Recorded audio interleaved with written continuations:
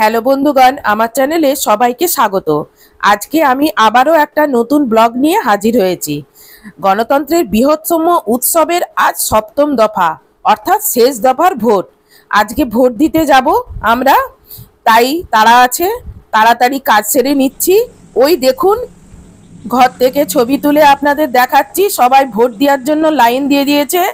আর এই বাঁ সাইডে যে লাল বিল্ডিংটা দেখছেন, এটা স্কুল। এই স্কুলেই আমরা ভোট দিতে যাব, তাই তাড়াতাড়ি কাজ সেরে নিই।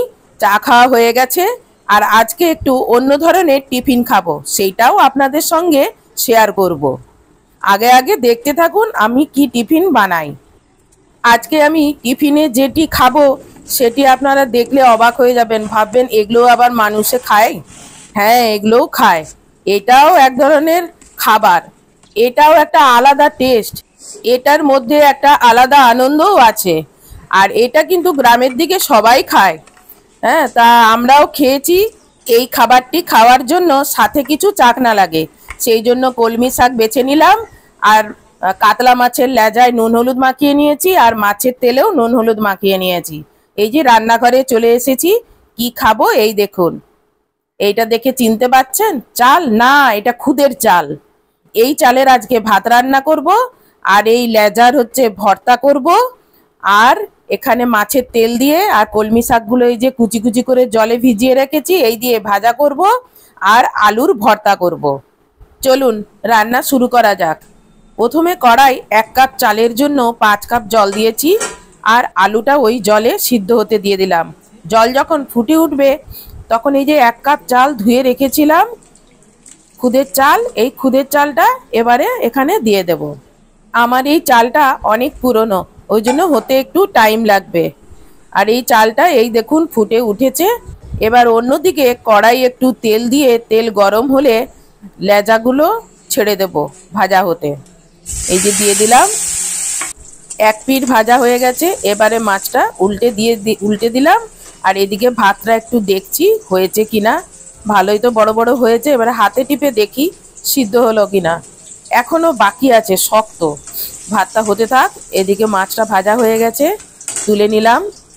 আর এইবারে ওই তেলে আর একটু তেল দিয়ে এবারে কিছু লঙ্কা ভেজে নেব। লঙ্কাগুলো ভাজা হয়ে গেছে, তুলে নিলাম। আর এইবারে ওই তেলেই মাছের তেলটা ছেড়ে দিলাম, ওদিকে ভাজা হতে থাক। আর এদিকে ভাতটা এই সময় দেখে নিই সিদ্ধ হলো কিনা।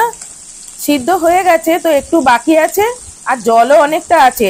এবার এটাকে হাই ফ্লেমে ফুটাতে থাকবো। আর এইদিকে দেখুন আলুও সিদ্ধ হয়ে গেছে। হাই ফ্লেমে ফুটিয়ে গ্যাস বন্ধ করে দেবো। এদিকে মাছের তেলও ভাজা হয়ে গেছে, এতে 2টো কাঁচা লঙ্কা আর একটু পেঁয়াজ, কাঁচা পেঁয়াজ ছেড়ে দিলাম। ছেড়ে হালকা ভেজে নিয়ে কুচিয়ে রাখা কলমি শাকটা ঢেলে দিলাম। কলমি শাকটা একটু নেড়ে নিয়ে পরিমাণ মতো নুন দিলাম, আর একটু হলুদ দিলাম। এই অবস্থাতেই এটা নাড়তে থাকবো, এতে কোনো ঢাকা দেব না। এটা জলের কলমি, এর থেকে অনেক জল বেরোবে। এই দেখুন কত কমে গেছে, আমি কিন্তু একটুও ঢাকা দিইনি। এদিকে লঙ্কাগুলো নুন দিয়ে ভালো করে গুঁড়ো করে নেব। তারপরে এর মধ্যে এই যে কাঁচা পেঁয়াজটা আছে, কাঁচা পেঁয়াজটা এর সঙ্গে একসঙ্গে ভালো করে মেখে নেব।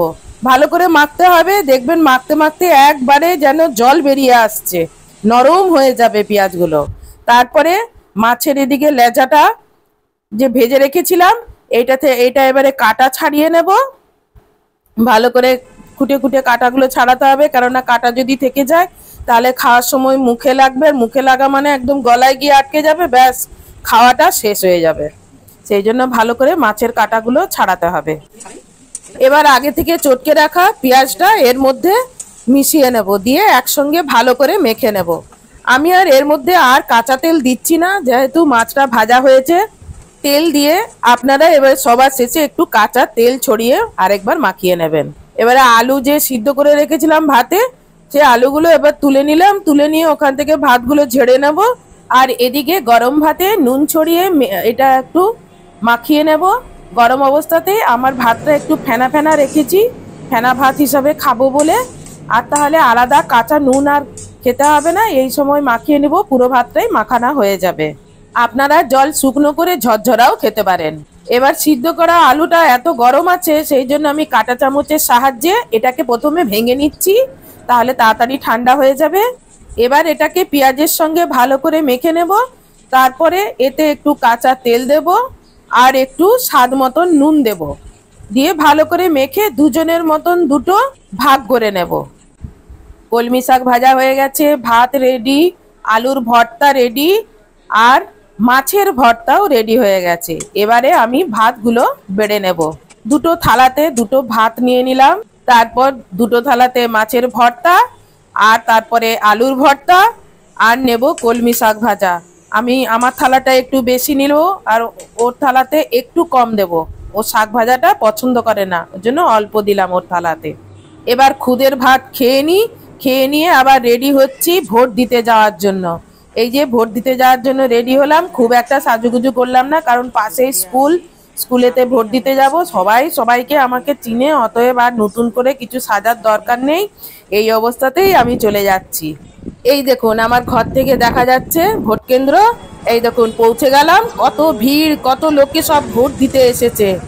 আর পুলিশ মিলিটারিতে ছয় ছয় লাভ। এবার গিয়ে আমি লাইনে দাঁড়াবো ভোট দেওয়ার জন্য।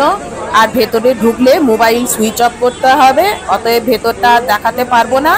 ভোট দিয়ে বাইরে এসে আপনাদেরকে দেখাবো যে আমি ভোট দিয়েছি। এখন আমি লাইনে দাঁড়িয়ে আছি, এখনো আমি ভেতরে ঢুকিনি।